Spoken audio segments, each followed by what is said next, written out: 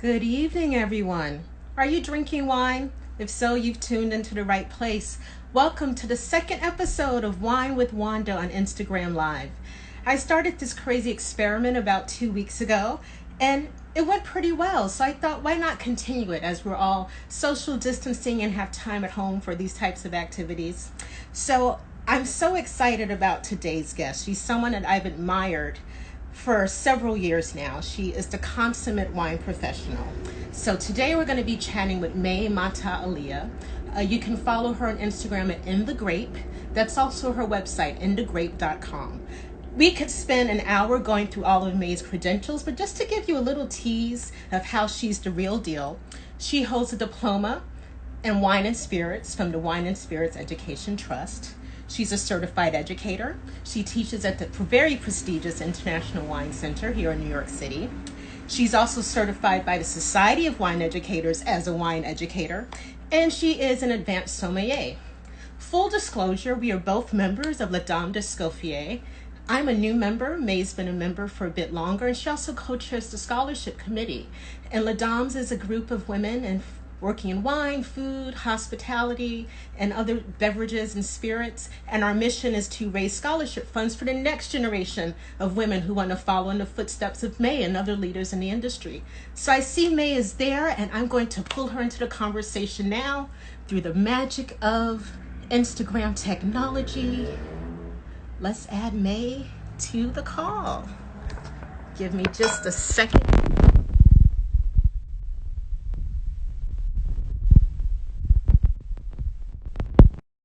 He should be joining us momentarily. May, it worked. Hello. Hello, how are you? You look beautiful. I am good. How are you? Let me tell you, girl, I knew you were fabulous and the real deal, but when I really went through your bio and your credentials, how did you find the time to do all of that? It's been a long journey, Wanda. Do I have to really tell you how long it's been? I started at this in '97. Okay. And I came to it as a second career, but I came to it out of a real passion and love for wanting to do this. So, yeah, it's been just a nonstop roller coaster. I love it. Well, one of the other things I didn't mention is that you have built such a beautiful career, also as an educator, but also as a brand ambassador. So you represent regions in wine and spirits, including Franciacorta, Armagnac, and one of my favorites, Alto Adige. So before we jump into the conversation, I think we both agreed we sip a little wine from Alto Adige tonight. So what do you have? Oh, let me grab my bottle. So I've got the winery is called Nulls Margride. Okay. So it's from Alto Adige. The label is called Galea, which means hillside. And the grape variety, I don't know, I'll try to put it up there, is called Schiava. Yeah. And anyone who's heard any of my presentations on Alto Adige has probably heard my fondness for that grape. So when you gave me the chance to pick a grape red wine from Alto Adige, that's where I was going. I love that grape because it tends to make wines that are really delicate for a red wine. Okay. They're generally, and this is my glass, so they're a little bit kind of translucent. I like to think of them as almost like a deeper rosé. They're great chilled.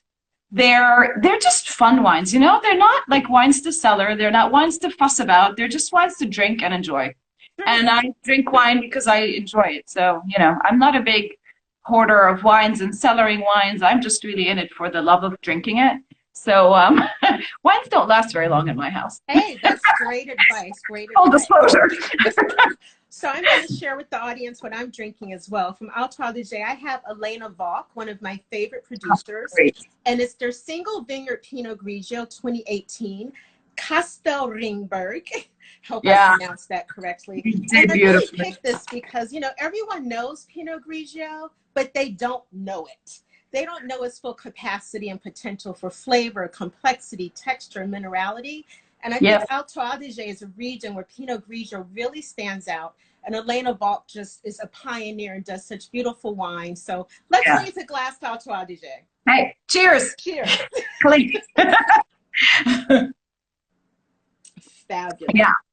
I love that, Elena. That particular vineyard is gorgeous. It sits right by the river, by a big lake, and it's just this absolutely beautiful site. Just gets, I mean, it's really picturesque. But that's Alto Adige. It's very picturesque. So yeah, I think Alto Adige is still one of those regions that isn't as well known. You know, Americans love traveling to Italy when we were able to travel, but maybe Alto Adige is a little less known. So what makes it so special in terms of the wines, do you think?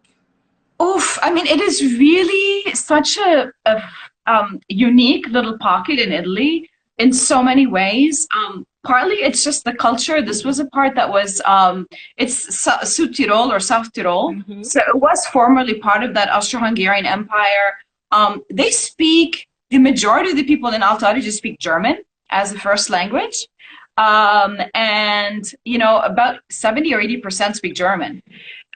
So there's a very strong Austrian influence there. But so that's just culturally, because you really find this very interesting confluence with cultures. But then also when it comes to the visual terrain, I mean, you were there, right? You were there. Absolutely. It's just crazy beautiful. I don't know how else to describe it. Like you walk out and you look around and you're like, seriously? Like, it's just these beautiful valleys, and then you've got these alpine mountains or the Dolomites everywhere you look, all around you. It's green, like, you know, like somebody's, you know, photoshopped the color to be completely saturated. Like I never do on my Instagram, by the way, ever. No, but it looks photoshopped. It's so beautiful. And then you've got this crazy altitude variations. You go from 600 feet up to 3,000 feet. So they can grow everything there, from Cabernet Sauvignon to Schiava to Pinot Grigio to you know, Müller-Thurgau, and very kind of grape varieties that really like cold climates. True. So it's and all of that in a place that represents less than 1% of what they make in Italy. So yeah, I mean, it's crazy, and you feel like, you know, take everything that you thought you knew about Italian wine and just kind of throw it out the window when you're thinking of Alto Adige, because to me, it's sort of its own unique place, and it really doesn't remind me much of other parts of Italy. It's really sort of its own very unique. So brand ambassador, you know, I know it's a term that we hear a lot, and one of the reasons I was really interested in talking with you is I want people to know the full range of careers that are possible in the wine industry. That it's not just being a somm, it's not just being a writer or a winemaker or a salesperson. There's so many exciting career paths where different skills come into play. So what is a brand ambassador? And tell us a little bit about what you do in that role. Okay. Well, so when I came to wine, I came to it as a second career. What's the first career? Well, my first career was as an art director. I was a graphic designer and art director. And through that, and through the agency that I worked in, the last agency that I worked in, we had a lot of wine clients, and they started to send me to wine classes. And so that was my first kind of real sense that there's a whole industry. There are people that actually teach about wine. Now, I've always loved wine. I grew up I grew up in Lebanon, and I have really fond memories. The end of the summer, going up with my parents, we'd go to a winery, and they'd buy their cases of wine for the year. And so I have very vivid memories of that. And my parents will attest to how many times they caught me trying to sneak glasses of wine when I was a kid. You know, drinking laws are a little bit lax in Lebanon. So there are many stories of me having had a little too much wine, even at, you know, the age of maybe 9 or 10, which I always tell my parents, I'm like, that says a lot about your parenting. But anyway, but when I got into wine as a very deliberate second career, I really didn't know what I wanted to do with it, which is also kind of why I pursued a lot of these certifications. What I knew is that I loved learning. But I didn't really know. I didn't want to work on the floor because I had a husband who had a 9-to-5 job, and I wanted to see him. I didn't want to do sales because I don't really like the idea of running around town with bags of, bags. It's hard work. And, you know, I don't, you know, that was not what I wanted to do. So I kind of struggled a little bit until I actually sort of inadvertently, and a lot of things in my life seem to happen that way. I went to the International Wine Center after I got my diploma, and I asked them if they could give me some career advice. it turned out at the time they needed somebody to help in the management of the school. So I joined the school in more of a management capacity. Okay. And then through Linda Laurie, who was the director at the time, who's been a tremendous mentor to me, really. I mean, she would hate it if she heard me say that, but it's true. But she really kind of encouraged me to start teaching. And I did it. I taught my first class there. I was as nervous as could be. But I really loved it. And it sort of just opened a whole world to me. So that's, you know, I continued to do that, continued to do some freelance design for years because I was trying to pay bills. Because as many people can tell you in the wine industry, we're all there for the passion. Very few of us are there for the money. Yeah, many of us need a hustle and a side hustle to the hustle. It's a hustle. So I kept my design business for a while because I was trying to make money. Until I got, and I answered, and this is to answer your question specifically about ambassadors. I answered an email. A lot of people are like, how did you end up doing what you're doing? I'm like, I answered an email. It was that sexy. But the Armagnac region at the time was looking for an educator, and they wanted somebody to be an ambassador for the region. And this was in 2009. So, you know, at the time I thought, what the heck, I'll go for this. What do I have to lose? I applied. I went through a series of interviews, and then I got the job, and then just completely panicked because I had no idea what I was then going to do. So fast forward now, 11 years in, still working with Armagnac, still my baby, my first baby. I love it. So what it really does, I mean, what that job is you're representing the region. I am not working for a particular brand. I am not paid on, you know, promoting one brand. In fact, I'm not supposed to do that. I am hired by the consortium. So I'm hired by the BNIA for Armagnac. I'm hired by the Consortio for Franciacorta. I'm hired by the Consortio for Alto Adige and or their local representatives in our market. So it could be their PR agency here to do education about the region.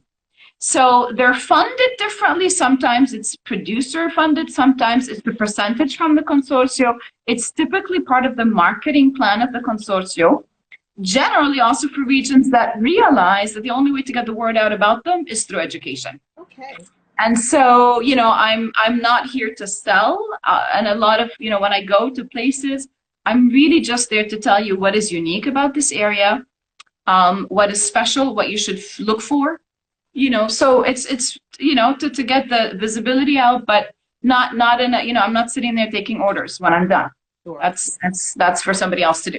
I think the word that really jumps out with you is education, education, education. And I've noticed definitely an uptick in the number of people who used to have a casual interest in wine that are now enrolling in formal curriculums, many at the International Wine Center, for example. Yeah. Yeah. How important, you know, wine is something, like you said, you grew up drinking it with your family, something that's part of many people's lifestyle. How important is a formal wine education as opposed to self-study? If someone's thinking about it, wants to know, why should I really invest the time and money in pursuing it formally? You know, I mean, it's an interesting question because I find there's a lot of kind of discussion about that also in the social media sphere. For me, it was an eye-opening, door-opening experience. I wanted to get into wine later in my career. And I wanted to, first I started because I just wanted to learn. But then when I decided I actually wanted to do something in this industry, for me, it gave me credibility. Something that I was trying to sort of, you know, get ahead, maybe cram 10 years of what I could have done on my own into just formalized education, maybe that I could have some basic information in 3 or 4 years. So for me, it was an invaluable tool. Also, a lot of what, and I hope I don't insult anyone here, but what masquerades as education out there is really usually somebody who's really incentivized to sell the wine. So whether it's the brand and, you know, the producer telling you about their wine, whether it's the, you know, you're in a store, in-store tastings, it's somebody trying to sell you the wine. It doesn't mean what they're telling you is wrong. It just means that you're not really getting the full picture. So for me, having this very objective background that enabled me to make a very objective analysis of wines was very important. And then, you know, within that, you develop your own likes and dislikes for sure. I mean, we all have wines we like. I mean, I'm a big fan of this, right? I love delicate, wines, a lot of people love big, robust, Cabernets from Napa, and so what having these credentials to me enabled me to be able to understand objectively quality criteria that I may not have been able to really fine tune on my own. Great. Listening to other people who are much more knowledgeable than I am and learning from them. It doesn't mean you can't do this on your own. If you're somebody who can sit there with your own motivation and do it, God bless. And in this whole quarantine, people are doing all kinds of workouts on their own. The only way that I can get myself to move my body, I won't say what part of my body, is to sign up for a live streaming Pilates class, because otherwise I know that I can get 100 free ones. I just won't do it. Of course. So for me, having that classroom and knowing that I have to go there and do the work, there's a test. I hate failing tests. So it sets up a syllabus, goal, and a timeline, which a lot of us do need that discipline. Yeah. So for me, that was really helpful. Now, travel, I know that's something that's been a big part of your career. I followed your travels. I had the privilege of traveling with you to Alto Adige. And right now, travel's on hold for all of us. So I'm sure that's changed the way you're working as well. I've noticed you're doing more of these types of, Zoom seminars. How do you find teaching through a screen? It's okay. I mean, I have to say it was a little bit disconcerting at the beginning. I've done a couple of webinars where I just would kind of click through my PowerPoint for an hour. That was a little bit too disjointed for me. Sure. But, doing these kind of live Zoom webinars and being able to have people there, share wine with them, have the winemakers dial in and join the discussion, it actually ended up opening opportunities that I don't think we would have had if we didn't have this current situation. Absolutely. Yeah, so I think that, it's been an interesting time. There's a lot of, I spent today, my, at noon, I watched a webinar with Cesar Saldana, who's the Consejo he's a representative from the Sherry Wine Consejo. I'm a huge fan of him as an educator. So I got an hour of him, and answering questions. We just got off the tasting group with Charles Curtis, MW, talking about champagne. And now I'm doing this. So, it could be a lot worse. Well, thank you for making time for me. Well, I would be remiss. We'll have to have you come back to talk about Lebanese wines, but I would be remiss if we didn't talk about it just a little bit. I think a lot of people don't realize what a rich wine legacy Lebanon has. So do you just want to give a little sizzle of what that's like, and we'll have you come back another time to talk about it. Sure, yeah. Lebanon is a very old wine industry, actually. So today in Cesar's presentation about cherry wine, he was talking about the influence of the Phoenicians being the first to bring in Vitis vinifera vines to the region. So the Phoenicians came out of Lebanon. So we are a Phoenician culture. It's a very, very old culture. Wine has a very long history there. I think a lot of people don't think about that because they think of other, our Civil War and all of the stuff. But I think it's been this one story of true hope that's come out of the country, even in the bleakest of times. I think Chateau Mouzar, Serge Hochar was maybe the man who really, got that word out to the rest of the world. But, he's not alone. Every winery that was producing wine during the Civil War was going through the same circumstance. But after the war ended in 91, we had about 4 functioning wineries. Today, there are over 50. And there's a lot of really cool stuff going on. There are a lot of boutique wineries, some, natural winemaking, biodynamically certified, organic certified, in the Bekaa, which is our fertile valley. It's a very high altitude wine region. So, sort of like Mendoza in Argentina, you're talking about something that's over 3,000 feet in elevation. Amazing. A whole new wine region. it's been just this really, really interesting dynamic growth. So yeah, that would be for another seminar. Yes, definitely. I saw you pouring a few years ago. There was a Lebanese wine tasting. Yeah. My first experience, and I work beautiful. So that's in addition to the other ambassador roles. I do work with one Lebanese winery, which is called Domaine de Tourelle, and I'm a huge fan of their wines and the winemaker. So I think that's where you saw me behind the table pouring that wine. With your smile and pouring wine always. So a fun part of this, I think we all have our pet peeves. On Wine with Wanda, we like to give you a chance to whine a little bit. tell me something, a pet peeve or a misconception that people may have that you just want to get out there. Get out there. Yeah, it's gonna have to do with this. Look at that, right? So here, let's see, I'm trying to show the beautiful translucency of color.